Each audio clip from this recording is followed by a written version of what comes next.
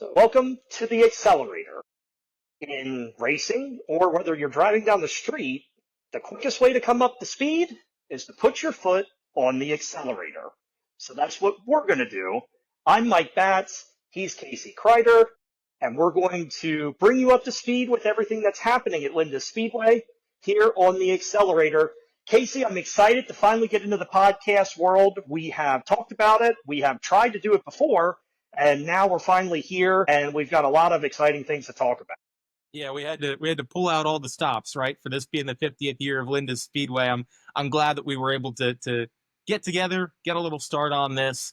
And talking about just the first couple weeks of the season and really last weekend in particular, so much to talk about already, so much to talk about this coming week already. Storylines abound that are going to be so fun to keep up with all year long at the Linda's Speedway. So thanks for coming up with this idea to do this, Mike. I think it's going to be a lot of fun. We're going to give our inputs on certain things, but hopefully, be able to inform and entertain, those fans of Linda Speedway racing who see all the action, but maybe don't know all the stories behind it. And I think it's going to be a blast. Yeah, I'm really excited about it. And I think we definitely have a similar appreciation to the stories that are unfolding in front of us. And I guess that's probably because we stood at the same spot at one time. But the first one that we're going to talk about this week is a pretty big one. Richie Hitzler gets his 50th win at Linda Speedway last Friday in the season opener for the modifieds. And as hard as it is to believe, I don't think that was the story. The story was, what did Tyson always say? Everybody has a plan until they get punched in the face. There was nobody that was going to punch Richie Hitzler in the face on Friday. His plan was to come and risk it all, lose his mind, whatever you want to call it, and just dominate the night for his 50th win. His heat race was impressive. The feature was insane. I laid the story out. Kasey, I'm going to start with you and get your input, and we'll bounce back and forth a little bit and talk about what was a very interesting 30-lap feature especially. Yeah, I think for me, I'll just start with my, interpretation of the night and how I watched it all unfold.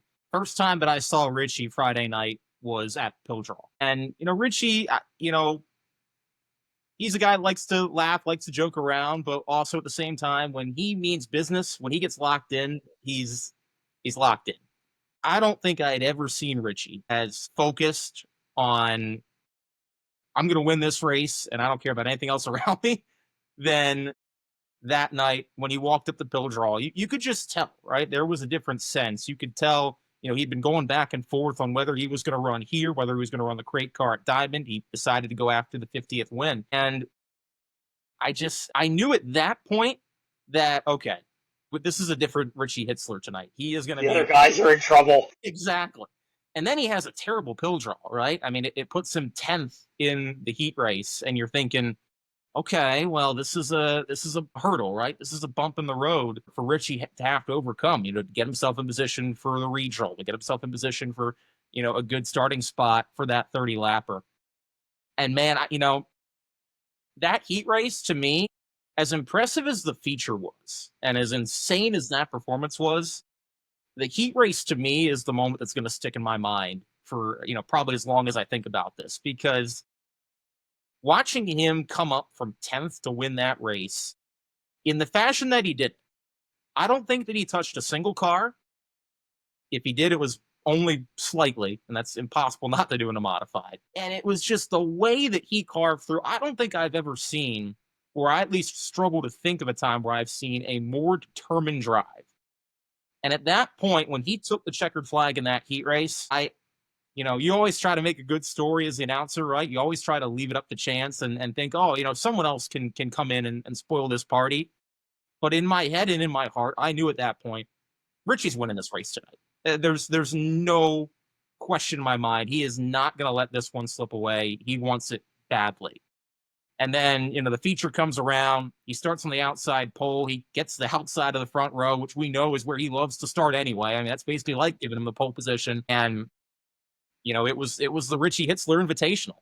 from that point forward. And it overshadowed a little bit. I was so happy to see Lance Garrison have a great run, have that second place finish. I know that meant a lot to him as well. But at the end of the day, I mean, this was Richie's night, and for him to go out and win the race by over 10 seconds, that's, you put that in perspective, that's over 2/3 of a racetrack at Linda Speedway.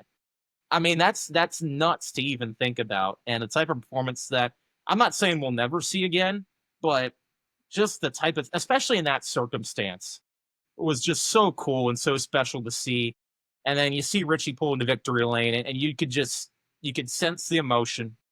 You could sense what it meant to him. You could sense relief, I think, in a lot of ways, because he was close obviously last year, and he had a great end of the season last year. It's funny, I think back even in just a couple of years that I've been at Linda Speedway. I mean, all the races, Richie doesn't usually let him get away, but there are a couple times where there are races that have gotten away from him, and yet for him to get this 50th win in the 50th season of Linda Speedway, I think that only makes it more poetic. I think it just couldn't have been more fitting for Richie to accomplish that. I mean, I think the greatest Excel 600 modified driver that we've seen, and he set a high bar to top, regardless of what his future going forward in this division is. Man, that was just a really cool moment, and you could just tell the entire night that this was Richie Hitzler, for as fierce of a competitor as he always is, this was on a different level, man. And it was so cool to watch and be able to bear witness to.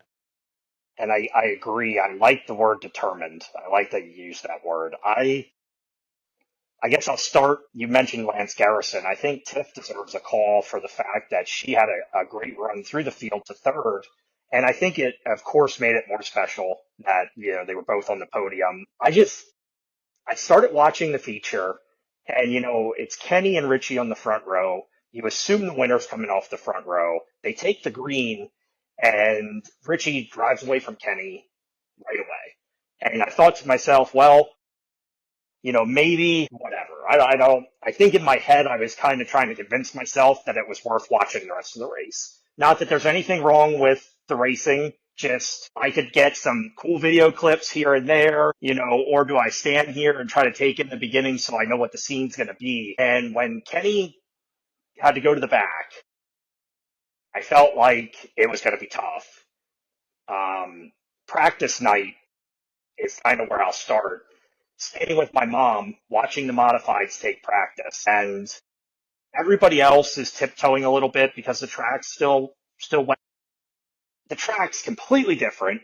There's no way the notes can carry over, but it almost seemed like Richie knew exactly where he needed to go to do what he needed to do. And, it's not like the car didn't go through tech, and you can say what you want.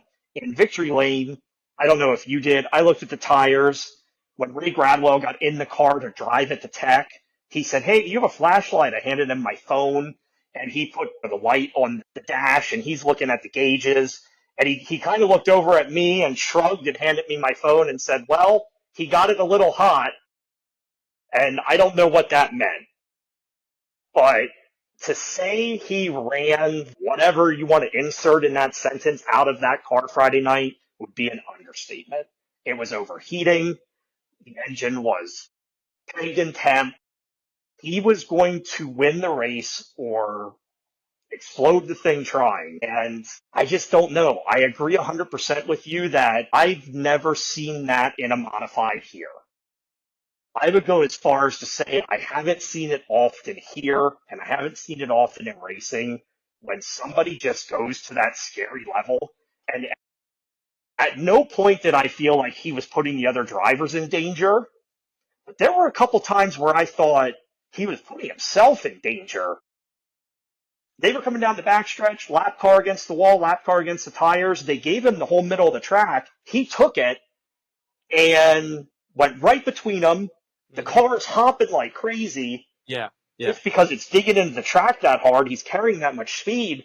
And I'm thinking, he knows he has that lead, but there's really no level down from the top to begin with. So when you knock the peg up a little bit, I think it's even crazier. And I agree that I was here for the beginning with the modifieds, and although Richie wasn't there right from the start, he was there pretty close after, and it wasn't long until they knew he was there. He got a win the first year. He had a white car, which was kind of funny now looking back on it. Got to victory lane, kind of showed they were going to contend, and then the next year he was a contender. And since then, everybody's been contending to beat him. Yeah, I ran down through the pits when we were getting close to the end because I wanted to be near the crew and stuff to try to get some video. And I was watching them, and my favorite person to watch was Richie's dad because he very seldom shows bold emotion. Him and Richie's mom must have poured into the cups what they were gonna, and she got all the emotion and he didn't get any. But there was twice, even in the closing laps, where I would glance back at him and Richie would make a move and he would kind of squint and sit up a little bit and look and then sit back again, like, completely calm. But in relevance to another human being, that's like standing up and holding your breath and then sitting back down to me. So if he was even thinking, wow, this guy's going hard, I think that says a lot about what we saw. Um, it sounds like we're saying the same thing because we are, but it's because you just don't see that every day. And you're right, the storyline was incredible. So it all comes together. But it's part of the reason that I thought, man, we got to try to get the show in this week because I wanted to talk about this amongst the other things. But I don't know. I hope that I appreciated it for what it was in the moment, even though it was a little nerve wracking, but it was incredible to watch. And I went back and I watched it on the cushion. I'm glad if it couldn't be me, which I'm fine that it wasn't. It was you. I felt like you really set the story well coming down to the finish. I'm really glad I was able to be back there with the family and try to get something and the crew because 50 at one track is pretty incredible in itself.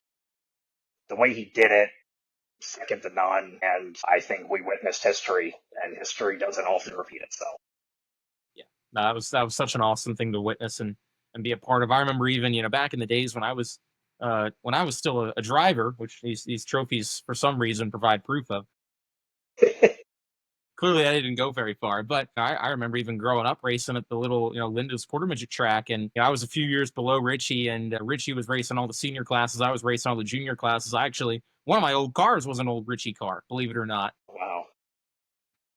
And I remember, we'd sit in the drivers meeting every week and you'd go through the top three from the previous week and hand out those little like feature winner stickers. Yep. Rich, you'd get them every single week and he'd get booed then, or at least, they'd be ripping on a little bit then. And, he, I think it's fair to say maybe took on a little bit of the villain role at Linda's Speedway just for the amount of success and dominance that he had. But man, regardless of anything else, you have to respect someone like Richie for what he's done for this division, for this speedway, all the success that he's had, 6 championships, 4 modified fees, and now 50 wins in total. Again, it's something that, we in the modified class, I don't know if we'll ever see again, and you rarely see it anywhere else. So I just thought that was so cool to be a part of. I was, again, it's one of those moments that, for as long as I'm doing racing or doing Linda's Speedway, that's going to be a moment that sticks in my head as one I'm going to remember for a long time, just for how cool and really how storybook it all was. And I think there's 2 points that I had yet. One of them was, I know it's a different year. I know it's a different situation. How impressive is what Tyler Bardick did last year when you have somebody like Hitzler that can go to that level to win the championship the way he did? And I know at the end of the season, Richie was starting to make notes for this year. Like there was no, somebody's going to question whether he's the best or not. He gave Bardick his flowers last year, said that he did what he needed to do to win the championship, but you could tell it put a little chip on his shoulder. I don't think they're running for points, so this was the way to come in and make a point. And then the other thing that I thought about was, people often, just for, you know, water cooler talk. If you had a race team, who would your driver be? And I've said forever, I would never have a one car team because I would always want to have at least two cars. One that I could put somebody in that I knew was going to sell tickets. Somebody that was going to show up and we were either going home a winner or going home in a basket. And then I wanted the person that was going to run fifth every week and win a championship. That way I always had the best of both worlds. I have always had Richie Hitzler in one of those cars, most likely in the basket one, but he got a ride with the Pachecos in a wingless 600 when that whole deal was first coming together. And he took an old hypercar, um, and not the stuff was good, but it was dated, and he ran really well in a car that he never drove before against the best competition at the National Open. It blows my mind that it's taken as long as it has for him to get another opportunity at something. I'm glad it's a modified for his sake because I think that's where he wants to be, but I wish it would have been a 600 for our sake because you look at what he did Friday night. I would have liked to have seen him put a wing on the top of that thing and see what he would have done against the 600s No, yeah. because he was just Ray Bradwell probably doesn't feel the same way.